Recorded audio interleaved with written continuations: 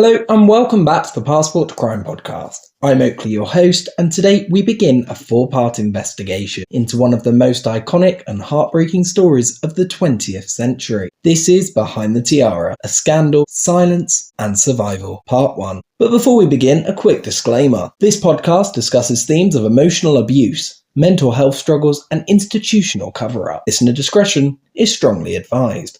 All quotes and accounts that are discussed in today's case are sourced from verified public records and interviews and published in biographies. We begin not with a crime scene, but with a wedding, July 29th, 1981.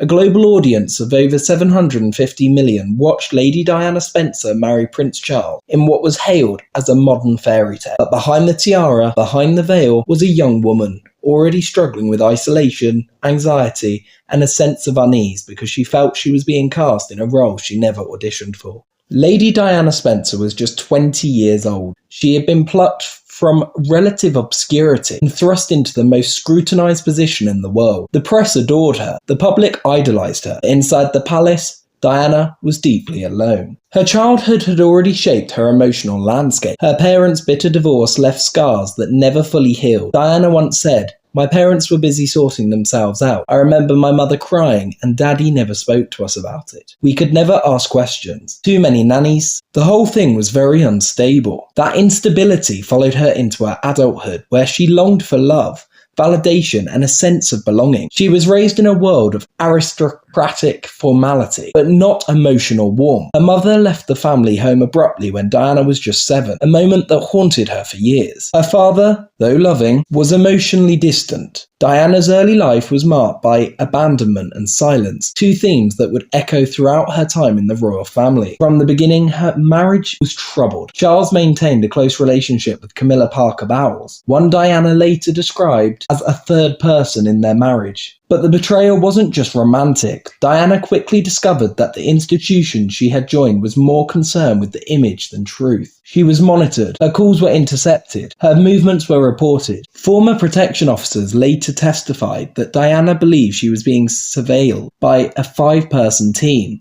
possibly linked to the security services. She even had her Kensington Palace apartment swept for bugs after suspecting her bedroom was being monitored. The honeymoon was grim, to say the least. Diana recalled Charles unpacking books and ignoring her at Broadlands, the Hampshire estate where Queen Elizabeth II and Prince Philip once stayed. "I just had tremendous hope in me, which was slashed by day 2, she wrote in her diary. And then there was the infamous press conference. When a reporter asked, "Are you in love?" Diana replied, "Of course," but Charles added, "Whatever in love means." Diana later said, "That threw me completely. Oh God, absolutely traumatized." Her mental health deteriorated. She suffered from bulimia, which she later described as a secret disease, born from low self-esteem and self-worth and emotional neglect. She attempted suicide multiple times during her marriage, including once while pregnant with Prince William. These were not cries for attention.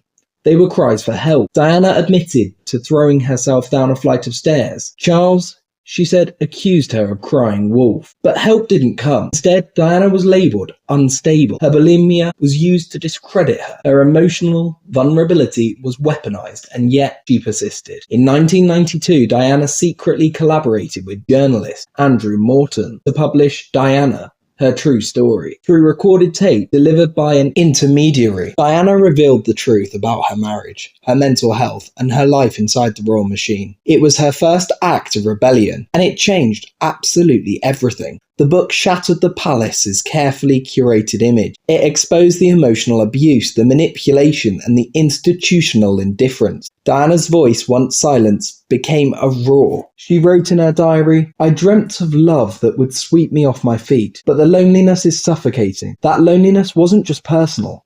It was systemic. Diana was seemingly trapped in a world where duty eclipsed humanity, where appearances mattered more than well-being, and where her suffering was inconvenient to the crown. She began to understand that her role was symbolic, not personal. She was expected to smile, wave, and remain silent. But Diana was not built for silence. She was intuitive, emotionally intelligent, and deeply empathetic. She connected with people, especially those who had been overlooked, marginalised or dismissed, and that made her dangerous to an institution built on hierarchy and control. Her compassion was radical. She held hands with AIDS patients when others wouldn't. She walked through landmine fields in Angola. She spoke about eating disorders, depression and loneliness, topics the palace preferred to keep buried. Diana's humanity was her rebellion. Even her staff were caught in the crossfire. Some were loyal, others were pressured to report on her moods, her eating habits, her outbursts. Diana lived in a fishbowl, but the glass was one way. She could be seen, but she couldn't see who was watching. She once said, "They see me as a threat. I'm not supposed to have a voice. I'm supposed to be a mannequin." That quote was very raw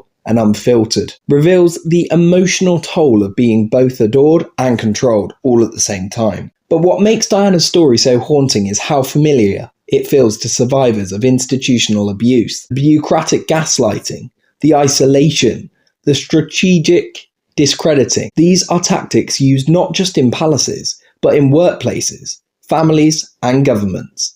Diana's suffering was not just royal.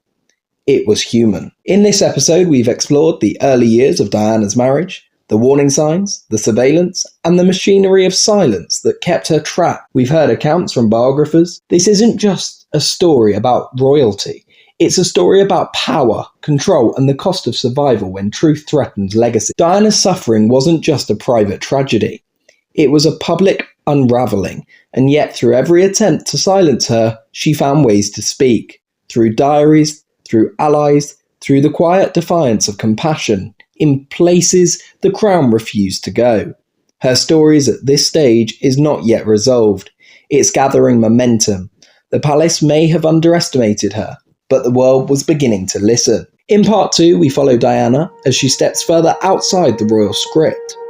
Her resistance grows, surveillance intensifies, and a journalist who tried to help her disappears under suspicious circumstances. Until then, stay curious, stay critical, and remember, behind every crown there's a story waiting to be told.